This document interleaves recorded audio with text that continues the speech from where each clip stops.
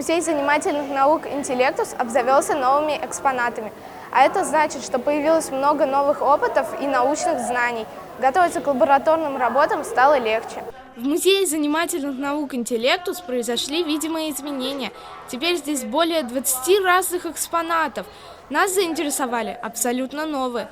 Впрочем, не только нас. Как вы видите, мальчишек и девчонок здесь предостаточно.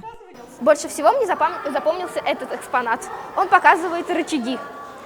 Те рычаги, которые находятся ближе всего, их поднимать, соответственно, тяжелее. Те, что находятся дальше всего от самого предмета, поднимать будет намного легче. Как ты думаешь, знания, полученные здесь, пригодятся в жизни? Да, в основном все знания, полученные здесь, помогут в физике. Например, рычаги помогут для каких-нибудь сельскохозяйственных работ. Также тут рассказывается о вибрациях и скорости. А еще мальчишек не оттащить от роторно-поршневого двигателя Ванкеля. Это такая разновидность двигателя внутреннего сгорания, которая установлена в сверхредких, дорогих и крутых автомобилях. Впрочем, в «Интеллектусе» несложно увидеть не только, как работает машина, но и многие другие физические законы.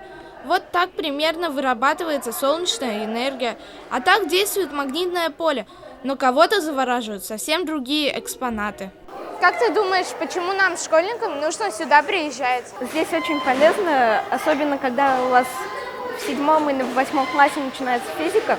Как тебя посетила идея приехать сюда? Ну, у нас, в общем, дружный класс. Мы из ОГНИНО решили сюда приехать, потому что здесь очень интересно. И можно узнать много чего нового.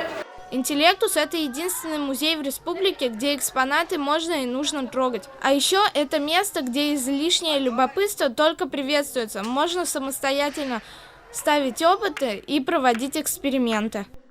Чтобы изучение науки было не в тягость, есть один простой рецепт. И теперь вы его тоже знаете. Арина Конашова, Рамазан Мусин. Специально для Горы новостей.